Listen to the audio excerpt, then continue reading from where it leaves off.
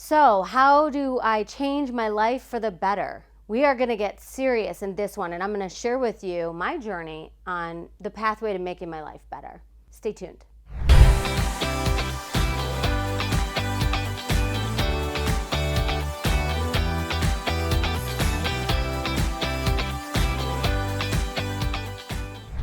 So I told you this was going to be a serious one, so strap in or put your hard hats on.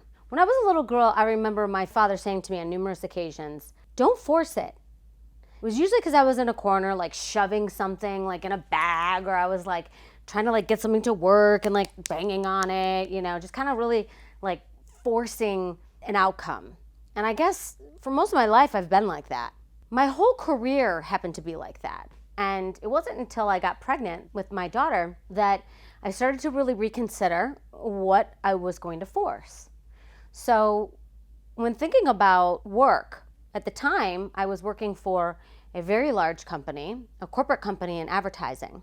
And I was working the dream job. I was working across many, many different companies, helping them with their talent management, and it was a dream come true. But I knew that my days were numbered because once I had my daughter, I wasn't sure what was going to happen. Well, of course, life helped me figure that one out because my daughter and I both almost died in childbirth. We both had a rare circumstance happen, and we both got E. coli sepsis. I was in the ICU, she was rushed to the NICU, wasn't breathing, and was not expected to live through the night. For the next 2 months, she was in a coma, and I was in and out of the NICU. And everything in my life was turned upside down. Talk about force. I got the force of a Mack truck hit into me. Well, my husband and I. When she made a full recovery, which was miraculous, and we brought her home, everything changed in my life. All my priorities, the way I was going to handle life, and really how to navigate life. I found that during this period of time, I didn't really have anybody to talk to. And I knew at that time, being a coach myself and having been coached at that point, that I could really benefit from that kind of a relationship. Originally become a coach to use some of the techniques in my job in corporate. But afterwards I realized that there was a much, much greater application for this incredible technique of conversation. So when I'm asked how you can better your life, I think about how I bettered mine. And it was in relinquishing this pressure and this force. It was being forced down, literally, to my knees in a life and death situation. It was in realizing the value of a conversation. It was really coming through a process, a quite unlikely and very out of left field process that brought me to who I am today. So I chose my destiny then and decided not to continue working in corporate, and hatched a plan to bring coaching to the most amount of people, have it be accessible, easy to use, and affordable.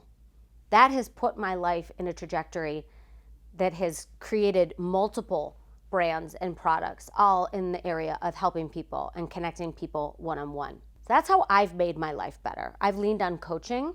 I've leaned on the lessons in life. I've leaned on that messaging from very early on. Meghan, don't force it. I still get things done, but I don't force them. And my coaches always know when I am, and I get a little bit of good coaching from them. One of the things that I would, of course, I think you know what I'm going to say, suggest to better your life is to get a coach. In this society, we all read these self-development books. We go to these weekends where we explode into courageous and inspired action, and then we come home or we finish the book or we read the article on Medium, and that's it. I truly, truly, truly believe in the aftercare of starting that breakthrough process. There's a process of breaking through or breaking down, as it was in my case, just breaking open, and then learning to master that. The word self-development is a misnomer, in my opinion, because it requires two people to do the dance of a conversation. It requires someone to be listening to you and to reflect back to you and know how to say it in such a way that you go, aha, oh my gosh, I can't believe I never saw that before. Coaches are also there for the times of breakdown. So when you learn something new and you've got those wobbly legs, they're there for you to call. And you can say, I tried that thing that you taught me and it did not go well. Or I made that phone call to my boss and it didn't go over so great.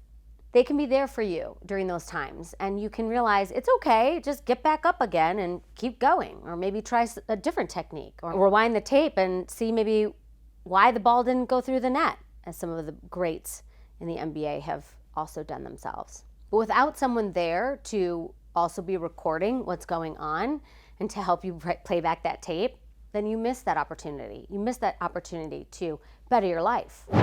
Failures aren't failures. They're an opportunity to unpack and mine the gold from them. They can actually offer quantum leaps in self-knowledge and productive behavior and new and invigorating ways of doing things. The other reason why a coach is so important is that they can help you practice all of this. So there's one thing to learn it, there's another to live it and even experience breakdowns, but practice over time is what your brain needs. It's also what the people around you need over time as you're changing. As you're changing, they're going to see you changing. And as you're changing, your brain is changing. So the practice of all of this self-development through the lens, through the eyes, through the partnership of a coach is paramount. It's critical. So how did I change my life for the better? I guess you could say that I chose, after being forced to my knees, to be the designer of my life and change the direction it was going in and what to focus my energy on. And for me, it was the gift of coaching and, of course, my family. Being able to marry those two together has been so fulfilling, and my life has gotten so much better. I hope that yours does too. If you have a fire in your belly and you know that there's a better way to do things, then you're gonna love this. I have a free and very fun diagnostic tool that will help you discover where you can harness your power. If you've watched any of the other videos in this series on Michelle's channel, then you may have heard me talking about the 7 areas in one's life or in organizations where you can leak or harness power. This diagnostic tool will help you to know if you are in your highest flow. It's an easy tool that you'll get a lot of benefit from, and you can use over and over again. So head to the link down below to get calibrating. It has been a pleasure being here on Michelle's channel. She's the epitome of a great mentor and coach. So I hope you have enjoyed our time together. I know I certainly have. Good luck.